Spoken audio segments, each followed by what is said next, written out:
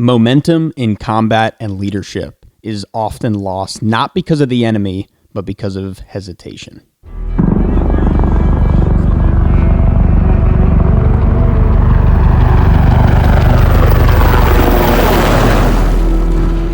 I'm the old man. And I'm Lost LT 1775, an infantry officer and captain in the Marine Corps. Welcome to Lost LT's Razor, where the fight, the leader, and the lessons learned all matter.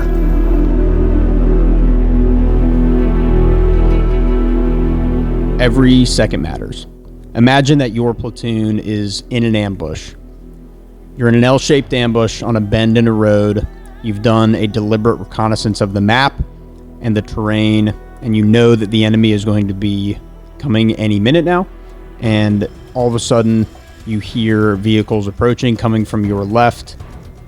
And as the sound gets closer and closer, you have this wonder, this thought in the back of your mind. Is everything going to go to plan, or is someone going to freeze? We know a principle of the ambush is that you don't want to engage with an open bolt weapon system, meaning you want something that is reliable. Are your Marines also reliable? Is there going to be a sense of initiative that takes place at the decentralized level, or is there going to be hesitation that costs lives? And that's the question, and that's what we're talking about today. This episode of Lost LT's Razor is presented by No Greater Sacrifice. Established in 2008 during the wars in Iraq and Afghanistan, No Greater Sacrifice, NGS, provides college scholarships to the children of the fallen and severely wounded. With an astounding 95 cents of every dollar donated going to the children of our fallen and wounded, NGS has already provided $25 million in scholarships. This year alone, NGS scholars are attending 135 colleges, universities, and schools of higher learning. But NGS is different. They don't just award a scholarship and say, hey, good luck, kid, hope it works out. No, NGS is built on the mentorship with accountability model. That means frequent touch points and guidance each step of the academic journey. Check out nogreatersacrifice.org. Our heroes left their footprints on faraway battlefields. We can leave our fingerprints on their children. nogreatersacrifice.org. So, lead us off. What is initiative in a combat setting? What do you mean by taking initiative? I would assume you're already wearing the uniform, you've already been trained. Isn't the initiative already there? I think the best way to summarize that is initiative is channeled and disciplined aggression. I want initiative. I desperately want initiative from the NCOs, the staff NCOs, and the officers that are around me. And I think your confidence as a leader not only instills initiative in the subordinates that you lead, but that is the standard. That's what you want. That's the end state. Furthermore, I think initiative can create some opportunities, whereas hesitation surrenders them. And I think that's important to distinguish between the two of those. Well, go back to aggression. What did you say about aggression? Probably top 3 favorite words, and I think there's always a use to throw the word aggression into every sentence. So again, I think initiative just comes out in the form of disciplined aggression. So I think this is a conversation that we can have a whole show dedicated to, but your ability to use aggression, I think aggression, when it's disciplined, is initiative. When it's undisciplined, that just breeds chaos. So give me a compare and contrast between being assertive and aggressive. I would say assertive is, you are speaking loud with intensity. This is what I need to get done. Here's why. You're claiming something needs to happen and providing an expectation, whereas aggression is mindset. Aggression is your inner being knows what right is, and you are just going to get there, and it doesn't matter how you're going to get there, but before you've ever stepped off that it's happening, and you're going to just get there. I'm guessing you wouldn't recommend aggression for marriage counseling. Well, I mean, you can aggressively attack a marriage counseling session with some really good attitude. So I think there could still be a parallel. I would like to have, if there's one trait that I could instill in every single person around me, I just want to see more aggression. So, I'm with you. So how does initiative play out on the battlefield, and what is the hesitation that confronts, or shall I say, does battle with initiative? I think this goes back to a conversation we had last week with fear versus resolve. The way that I look at the relationship between hesitation and initiative is very similar. Fear drives hesitation. Everything from your worrying about being wrong to your freezing under uncertain conditions that revolve around you. Whereas resolve drives initiative. Resolve and initiative are kind of the one and the same, whereas that's things like trust and training, our confidence, and mutual trust under commander's intent to go forth and execute. So I think where it's critical here is that leaders understand that we own the responsibility to create a climate where Marines are expected to act inside intent and not penalize them for acting with initiative. Something that comes to mind since 9/11. We've all seen the phrase in the subways and train stations and airports, see something, say something. So what that little motto is telling us is take initiative, don't hesitate when you see something.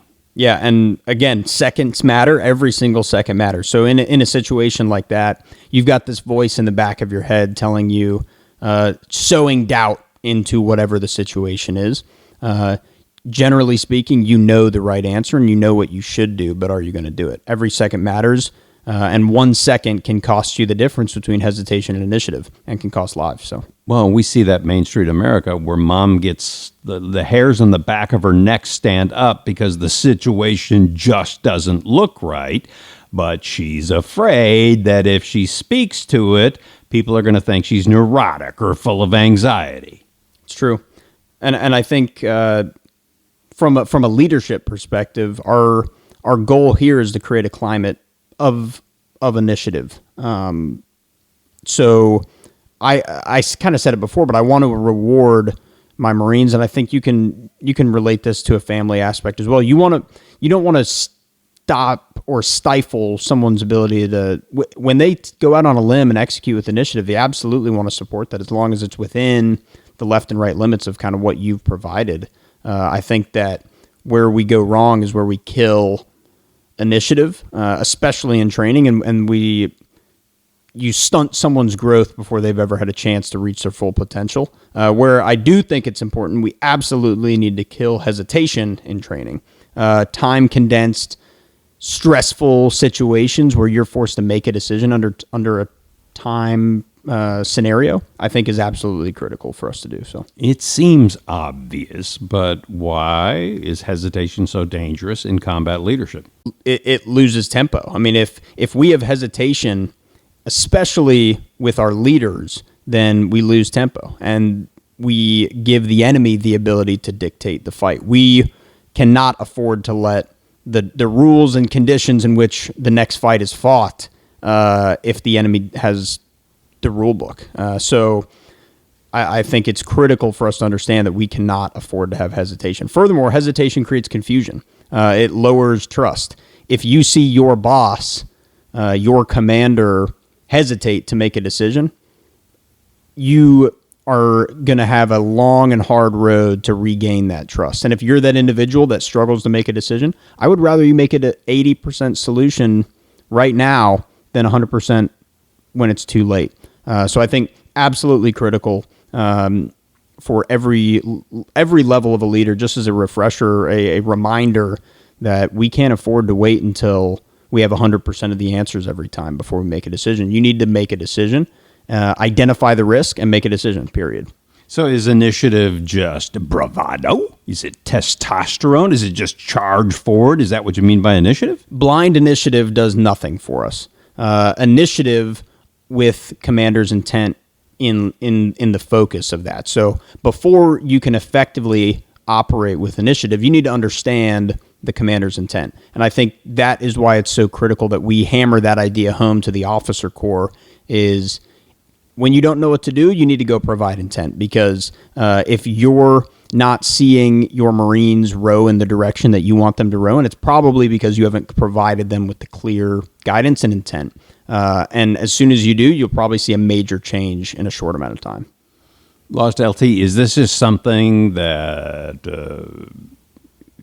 a Marine leader just comes up with, or is this codified in some way that it's part of a manual of initiative? Where does it come from? I appreciate the softball, quite frankly, on that one, because absolutely MCDP1 warfighting is that's where I get when I start thinking how I could aggressively define initiative for you. I'm just looking and I'm opening up the word, Control F the word in MCDP warfighting, and you'll find a lot of really good resources. So, I mean, one that jumps to mind, one of the quotes that we'll see if I jack it up here, but essentially in war, the side that seizes the initiative dictates the terms of action. We've kind of already talked about that, but I think that's critical on a multitude of levels. But yeah, we know time is a critical factor of war, and so our ability to make a sound and timely decision is potentially better for us to do it right now than potentially a superior decision when it's made way too late.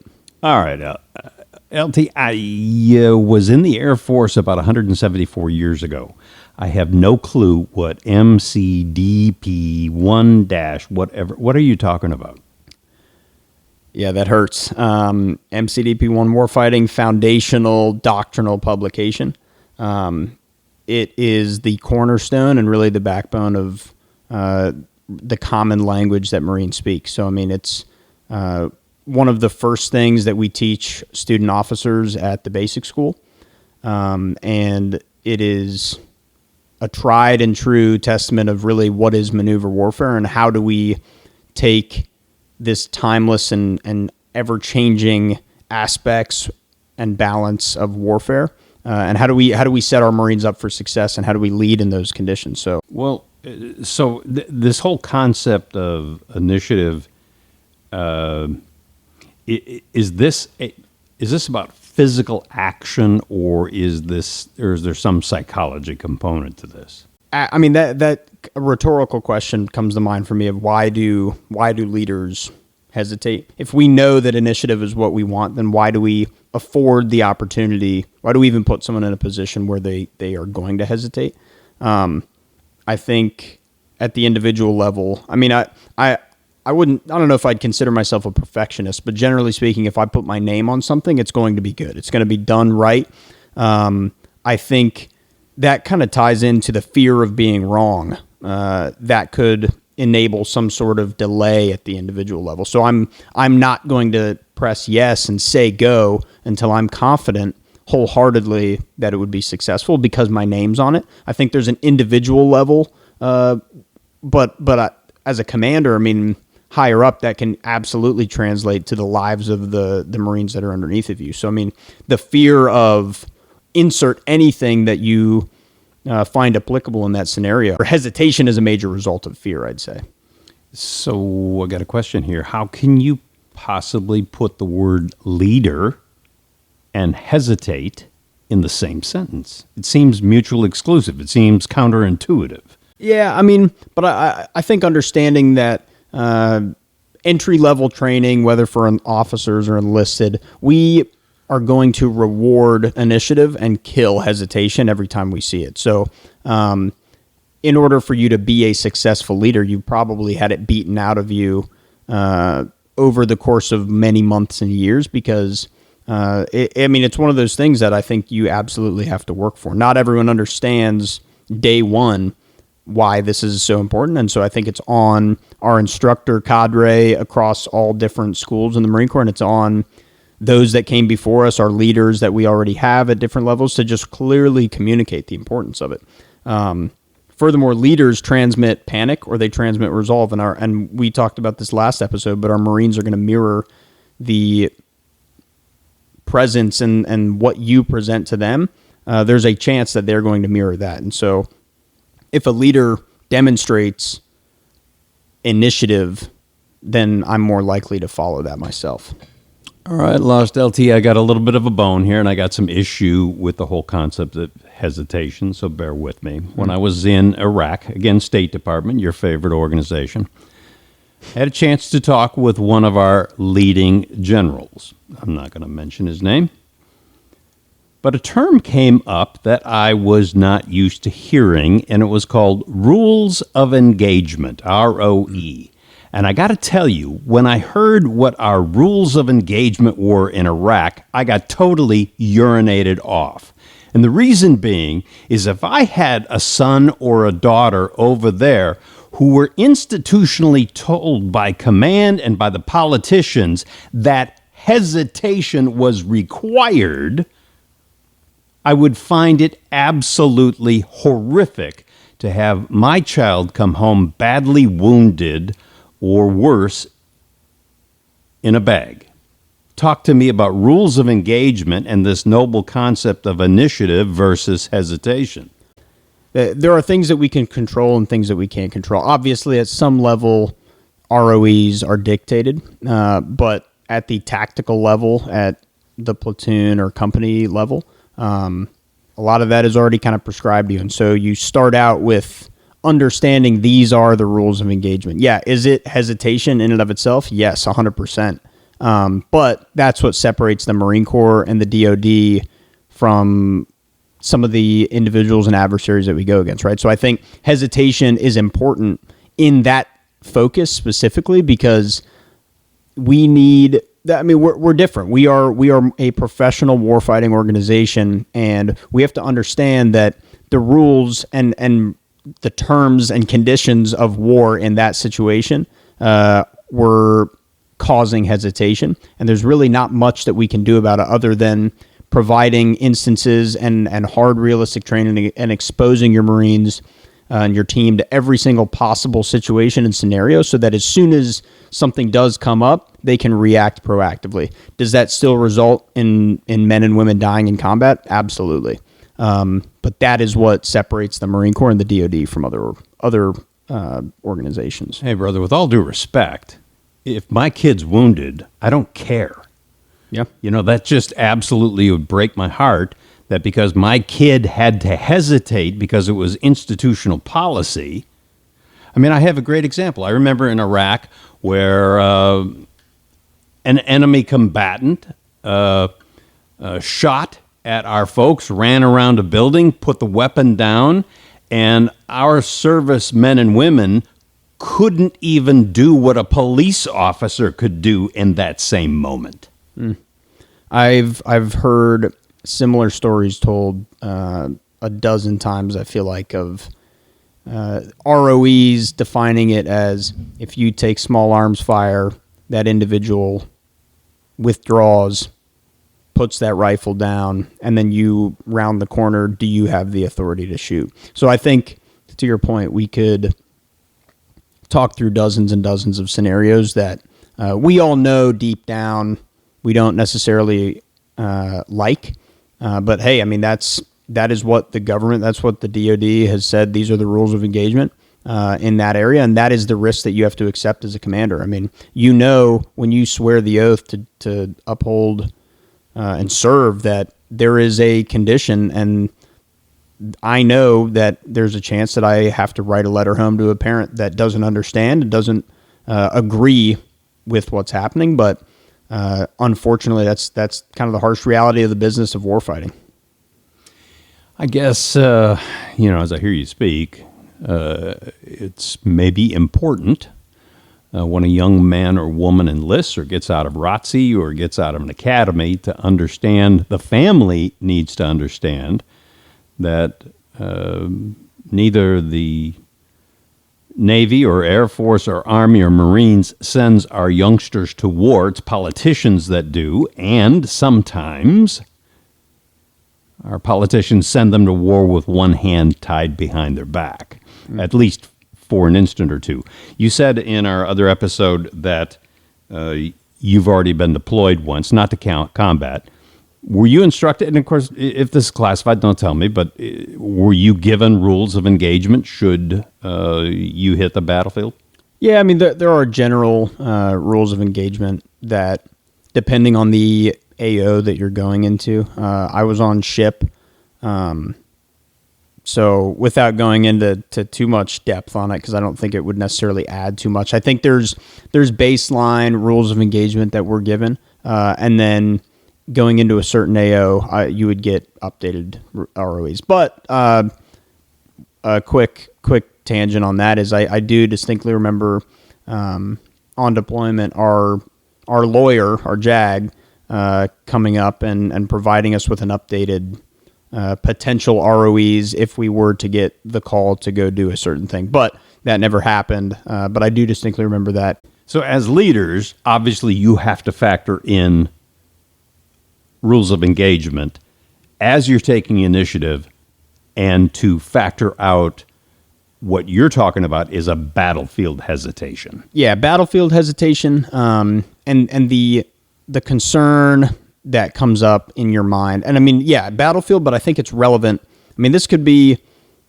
do I need to do the thing that my boss wants me to do at work? I mean, it doesn't necessarily have to be a combat thing, but I think obviously the life or death aspect of it is, if you hesitate, is your buddy going to die or are you going to die?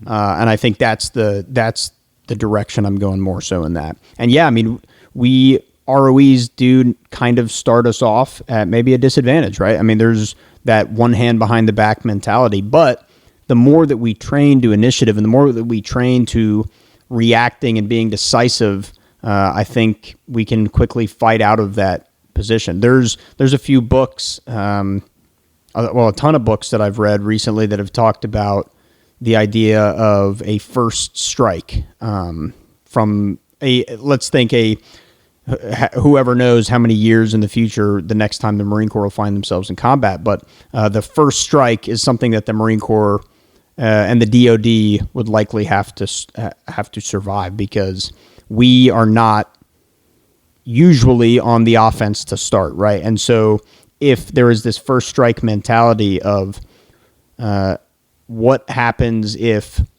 we have a very effective decapitation strike or campaign that is occurring on or at U.S. service members. This goes up to whatever level you want to call it, but I mean, initiative and hesitation are things we can talk about all day on that. Our ability to identify a threat before it comes and act with initiative is the way to go. And so just because there are ROEs in place doesn't mean you can't still identify a target and engage a target before it's too late. It's just a rule that we have to have in place, and a conversation that needs to be had so that we don't, quite frankly, commit war crimes. And as a commander, the role of the commander is to also make sure we've checked every single box. You've trained your team up to the highest level, and understand that they should be empowered to make a decision. If they make a decision in a time-compressed environment and it turns out to be a bad one, the role of the commander is still to stick with that individual, tried and true. Obviously, you need to hold them to a standard, but you should be fighting as much as you possibly can to stick with that individual. If they made a time-condensed decision and it turns out to be wrong after the fact, you got to stick with your Marines on that one. You can't throw them under the bus after the fact. Let's talk history. As I recall, 1983 must have been October. I was in basic training, United States Air Force, Lackland Air Force Base, San Antonio, when there was a first strike in Beirut. I had to be 230 Marines. Talk to me about initiative and hesitation there. Was that applicable? Certainly it was a first strike. We didn't see it coming. It was an unbelievable punch. But any other examples of history, modern warfare with initiative and hesitation? Yeah, I mean, Beirut 1983 is a tough one. And coming from 1st Battalion, 8th Marines as my first unit in the fleet, that the culture was quickly exposed and beaten into me at that unit. And I mean, talking to so many of the Beirut veterans, I mean, if you ask them, they would absolutely say they were not set up for success in that situation. And it's tough because we lost hundreds of service members in the blink of an eye. I mean, we can sit there and kind of, Monday morning quarterback the situation all the time, but I think just an absolute tragedy and potentially a million things that we could have done in hindsight to fix it. But the reality of it was we got hit and were exposed at that time and place, and it just turned into an absolute tragedy. A few other historical examples that come to mind. One of the things that I teach a lot and focus on is Fallujah and clearing platoon level operations and tactical operations. I think understanding initiative and hesitation in that lens. I mean, it goes back to what we've talked about a few times, but your individual Marine, when you're busting through the front door, explosive breach goes off, you make entry into a room, you turn around the corner and you look, and you've got a millisecond to identify, is that a woman holding a baby or is that a military age male with an AK? And your buddy has to make that same split second identification and decision as they're looking to the right in that room. If one of you makes the wrong decision, how are you going to go to sleep at night? And what are the results of that is intense. So, I mean, there's situations and instances that come to mind all over Iraq and Afghanistan, and I know that you could speak to those a lot better than me. So, I mean, if you have any of them that come to mind, I'd love to hear them too. The only thing I recall from Fallujah, Ramadi, Bakuba, I mean, talk about urban warfare. Talk about nobody wearing a uniform. Talk about not being able to spot who is an enemy combatant, and then have to be put in positions to make split-second decisions. I think, and I distinctly remember this coming up as a student, but also teaching. The problem and the problem set with an insurgency is like you just mentioned, right? The lack of organized military uniforms. So how easily an individual can jump out of a crowd, engage you from a personal vehicle, and then hop back in to that. I mean, and just blend in. I mean, it's incredibly tough to know how quickly an environment can transition to using, I mean, from a block 1 permissive environment quickly to block 2, semi-permissive to block 3, all-out warfare, and you can literally turn the corner, and all of a sudden, those same individuals that were just smiling and waving at you are now engaging. So I mean, yeah, it's insane, but I think something that we absolutely need to talk about more. So how are you training Marines today to be using initiative and to overcome hesitation? First and foremost, before we even talk that, leaders have to train, and they have to have the mindset going into training to prepare their teams for decisive action under uncertainty. Decisive action and uncertainty have to be the standard. So emphasizing to our teams as well that I need you to operate with intent, and I need you to operate with initiative based off of the intent that you're provided, and then to further provide intent down to the Marines below you if you're in that position. We cannot afford to wait. And so developing training and developing, whether it's a tactical decision game, a sand table exercise, a field exercise, facts where you're going out there and you're validating these skills, we need to talk about it a dozen times before it hits our memories, right? And so using the up-and-coming technology that's coming in, like small unmanned aerial systems, we talk drones all the time. How is this changing the face of the environment that we're operating in, and how does it change initiative and hesitation? Because now I've got a drone operator that can go at the squad level 15 or 20 kilometers in front of me and identify a target. And if I give them the authority and the decision-making to do so, they can go out and execute targets at 20 kilometers away from them potentially. So you take the squad the Marine Rifle Squad, traditionally with a max effective range of maybe up to around a kilometer or so, and now you improve and increase that up to 20 kilometers. How do we change our TDGs and our STEXs and our field exercises to incorporate that level of decentralized decision making? And furthermore, I'd ask, are commanders ready to enable and empower their Marines to operate decentralized when now their AO can be extended up to 20 kilometers and the company's boundary can be extended that much larger too? So to get into some of the training that I think we can do is there's an incredible training aid that I'd recommend. It's called a Jawbreaker Orb drone. The Naval Academy uses them. The basic school uses them. And I know a few units around the fleet do, but it's something that I quite frankly hadn't heard of until pretty recently. But the Jawbreaker Orb is essentially, think of like a beach ball sized drone. There's a drone on the inside, but now it has a 3D printed kind of cage around it.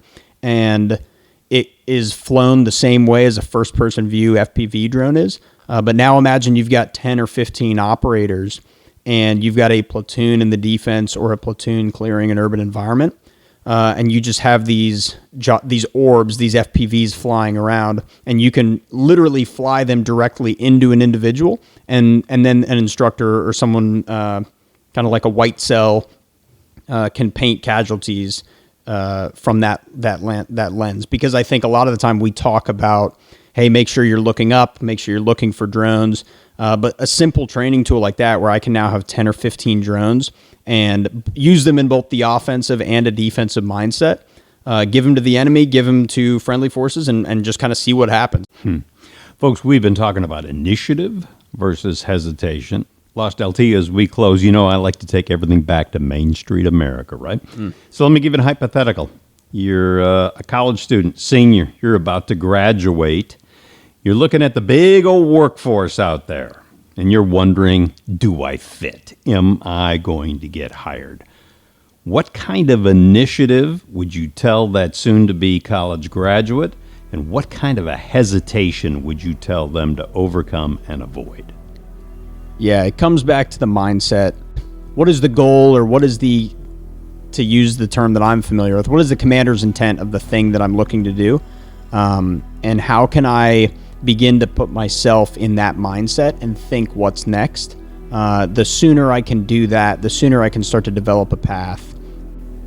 Folks, you've been listening to Lost LT's Razor. Join us again next week, wherever you get your podcasts.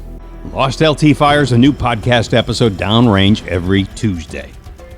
Make sure to follow the Lost LT's Razor on Spotify and Instagram so you get the weekly reminders. Oh, and there's more. Check out lostlt1775.com for everything from cool merch to humping a ruck full of resources designed to chart your nav to the profession of arms. So until next time, Semper Fi. All right.